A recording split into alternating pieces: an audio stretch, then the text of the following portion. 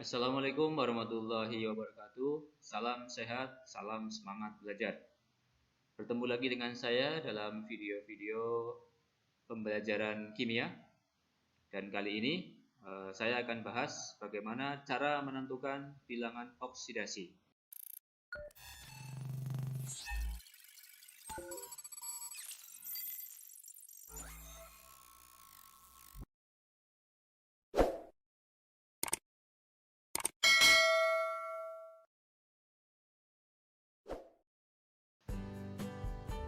Sebelum kita mengetahui bagaimana caranya menentukan bilangan oksidasi, maka kita harus tahu dulu apa itu bilangan oksidasi.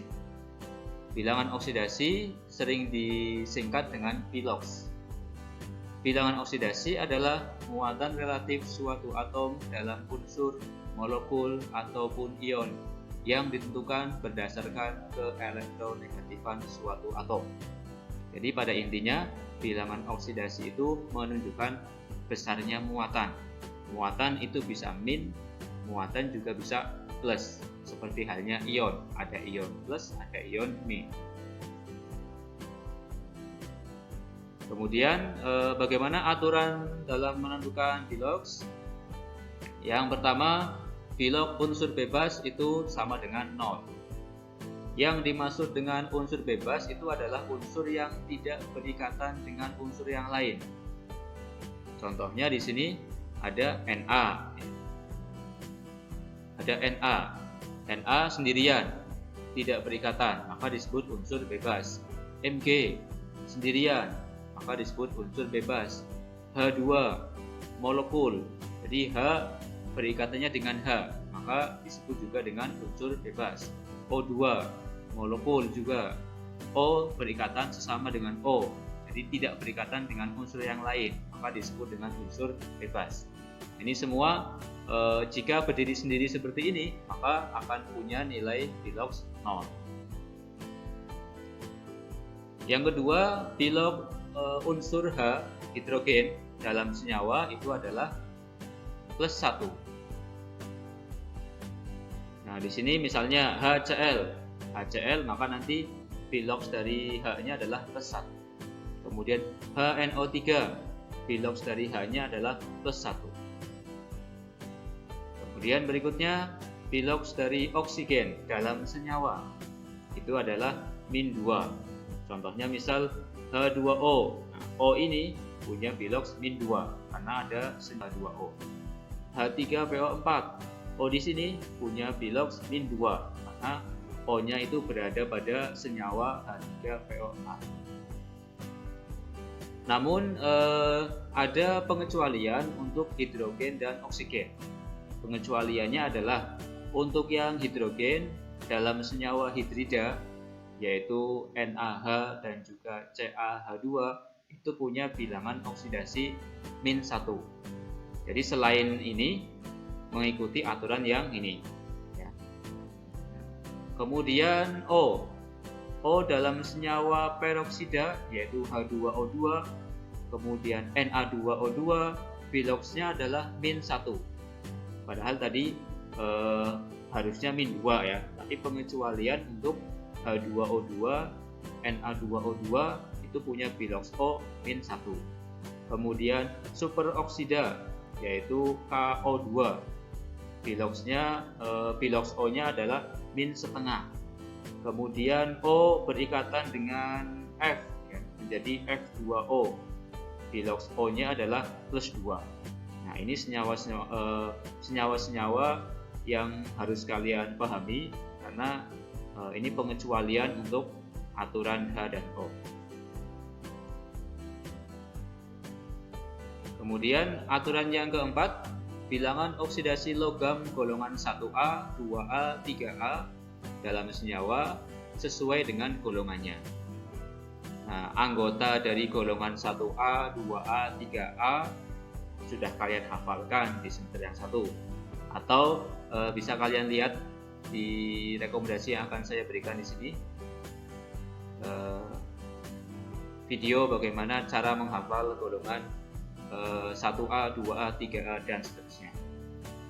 Contoh senyawanya misalnya di sini NaNO3. NaNO3 di situ ada unsur Na. Na itu adalah natrium. Ini ada di golongan 1A. Maka nilai biloksnya plus 1. Kemudian MgCO3. Mg ini ada di golongan 2A, maka biloksnya plus 2. Kemudian AlCl3. Al ini ada di golongan 3A, maka biloksnya plus 3. Jadi sesuai dengan golongannya. Kemudian aturan yang kelima, bilangan oksidasi ion monoatomik yaitu sama dengan muatan.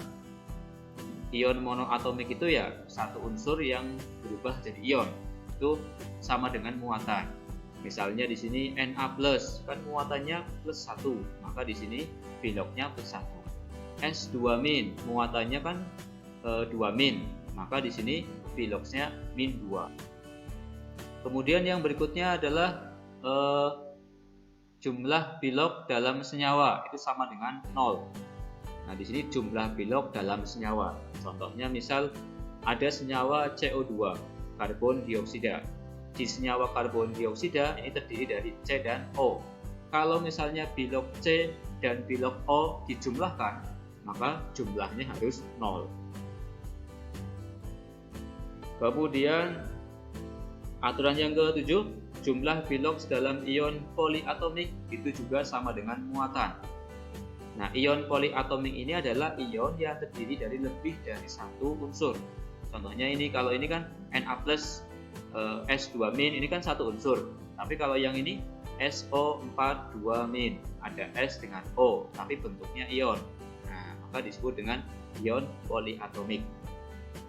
Jika ada ion poliatomik SO4-2-, maka biloks S dan biloks O dijumlahkan, hasilnya adalah -2 sesuai dengan muatan yang ini. Jadi ada sisanya -2. Kalau ini kan dijumlahkan totalnya 0. Tapi kalau di sini dijumlahkan ada sisanya. Sisanya adalah sesuai dengan muatannya. Nah, berikutnya kita coba latihan soalnya. Di sini ada 4 soal. Yang pertama Cl2, CaCl2, Na3PO4 dan MnO4-. Yang pertama Cl2. Cl ini berarti molekul Cl2. Cl berikatan dengan Cl, berarti sesama Cl berikatan. Itu artinya Cl ini termasuk unsur bebas.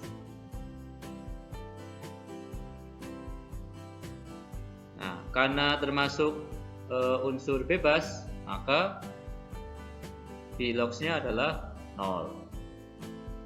Kemudian CaCl2.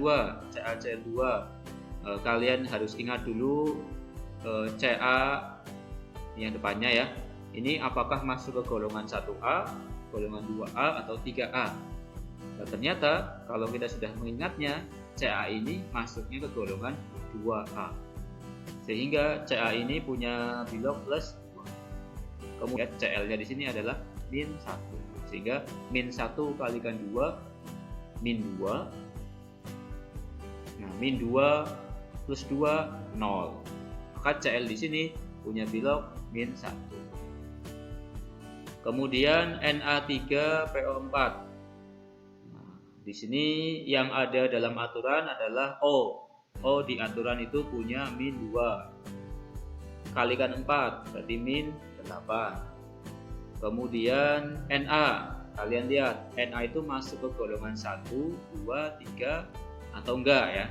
Ternyata Na itu masuknya ke golongan 1A, sehingga Na-nya punya bilok plus 1.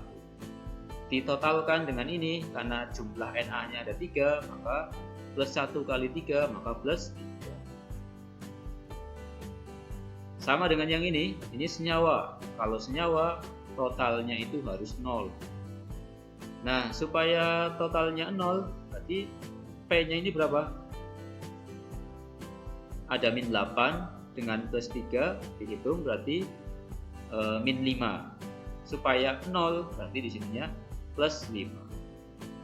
Nah, sehingga plus 3 plus 5 sama dengan plus 8, -8 sama dengan 0. Kemudian yang terakhir MnO4-. Nah, di sini ada muatan. dan di sini ada dua unsur Mn dan unsur N.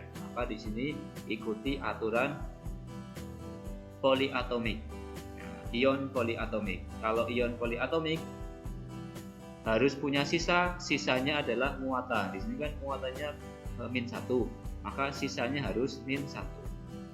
Nah, antara Mn dengan O yang di aturan sudah ada adalah O, yaitu -2. -2 dengan 4 berarti -8. Nah, dikalikan -2 kalikan -4, -8. Nah, dari ini -8 supaya sisa -1, berarti Mn-nya harus berapa? Berarti Mn-nya harus plus 7. Nah, sehingga -8 plus 7 sisanya -1. Nah, maka belok dari Mn-nya adalah -7. Nah, seperti itu cara untuk menentukan bilangan oksidasi. Jadi prinsipnya kalian harus hafalkan dulu aturan-aturan yang ada di bilangan oksidasi. Semoga video kali ini bermanfaat. Jangan lupa yang belum subscribe silahkan tekan tombol subscribe karena supaya kalian tidak ketinggalan video-video pembelajaran materi berikutnya dari saya. Saya Heri, Assalamualaikum warahmatullahi wabarakatuh.